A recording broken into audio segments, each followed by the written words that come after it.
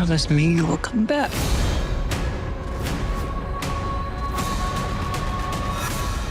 What if I can't? I want to help our audience understand. When you hear that this is the first film ever shot entirely on IMAX, what do audiences need to understand about what a challenge and accomplishment that is? I think what they need to understand is when you go see this movie in a theater, we've shot it to the highest technical standard possible, so that wherever you get to see this film, it'll be as big and as sharp and as clear as it possibly can. And the point of that is to take the audience on this journey, to take them onto Odysseus' ship with the rest of the crew, to take them into the Cyclops' cave. You know, that's really the point of it. The technical side of it is such a surprise, just how much equipment there is, how many people there are. Being on set and getting the opportunity to just sit back and watch. I remember when you guys did your big scene, I was wrapped for the day and sort of stuck around because I was so curious to see how they would tackle such a challenge. I think, Matt, you said this, that it's the quietest scene that's ever been shot on IMAX. One or two words to describe the experience of the Odyssey. It was a toss-up between affirming and inspiring. I'm really inspired by what we do. He just shows that with a brilliant team, because all of us, like, we're the ensemble cast, but we had the most unbelievable crew. Zendaya? Just incredibly fulfilling. I think, you know, it's a bit of a dream kind of opportunity to be a part of, to be with all of these incredible talents that I get to share this room with. And every day I was there, I wanted to try my best to compartmentalize my excitement and a little bit of anxiety and fear too, because you want to do a good job and just be present so that I could try to enjoy it and sponge up as much as I can. Rob? Some kind of fantastical kind of word. I mean, we were trying to do, you're making something which just seems so completely outrageous. Not I think any of us are going to experience anything like this ever again in our careers. I guess fantastical and delusional. I love Lupita? I would say adventurous. Where we shot, they were just these epic locations, a reminder of how beautiful and varied our world is. Of the 6 countries that you all shot in, you two, out of this group, would have been the only ones to go to all 6, right? Probably. Yeah. You guys all had a bunch of countries on. I was going to say, everyone went a lot of places. I popped into quite a few, but I don't think I did all of them. I think You did most of them. I did most of them. I didn't go to Greece.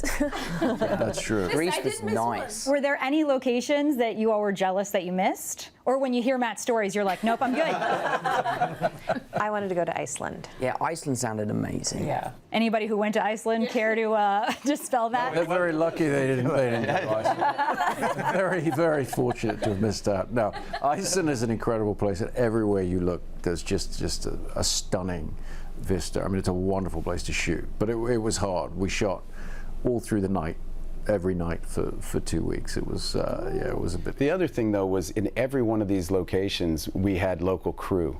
Yeah. And that was, we had the best of all of these countries. And there was that other aspect. I mean, there were probably 7 languages spoken on set. And just everybody, the spirit of everybody, they felt like they were contributing to this thing. And that was really, really a joy. When you talk about this being the toughest film of your career, what was the most difficult day you had to push through where it felt like survival? I couldn't, Hamesh asked me that when we were in Iceland. And he plays, you know, my second in command on the ship, and he's an extraordinary actor. And we're walking across this black sand, and it's raining sideways on us, and we're freezing. And Hamesh just turns to me and goes, "Hey, Matt, this the toughest location in your career?" And I thought about it, and I said, "I don't know, Hamesh. If there was a tougher one, it was on this movie, and you were with me, so you tell me."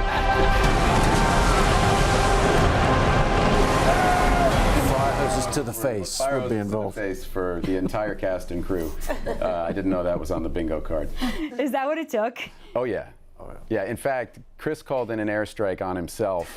Scott Fisher, his boat, which was just a fire hose boat, just, you know, and that's how we did, you know, storms and rain, pulled up, and every time you'd see this boat, everyone would just put their heads down, like, oh God, here's Scott. And there was so much wind on one of these days that the rain wasn't hitting us, and Chris finally grabs the walkie-talkie and starts waving his arms and goes, "Me, Scott, hit me!" and this wall of water just came and just started annihilating us, and then Chris screamed rolling, and we were off, and it's all in the movie. Yeah.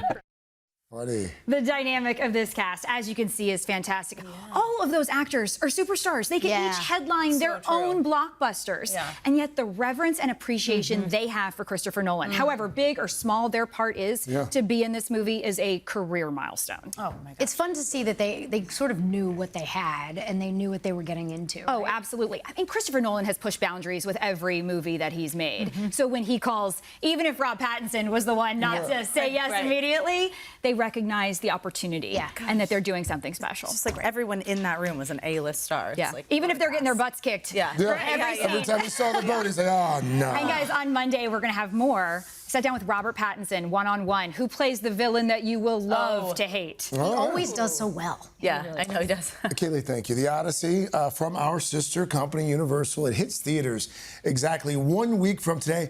Hey, thanks for watching. And don't forget, you can catch the Today Show every morning on NBC or take Today when you're on the go. Just follow the Today podcast on Apple Podcasts, Spotify, or wherever you listen.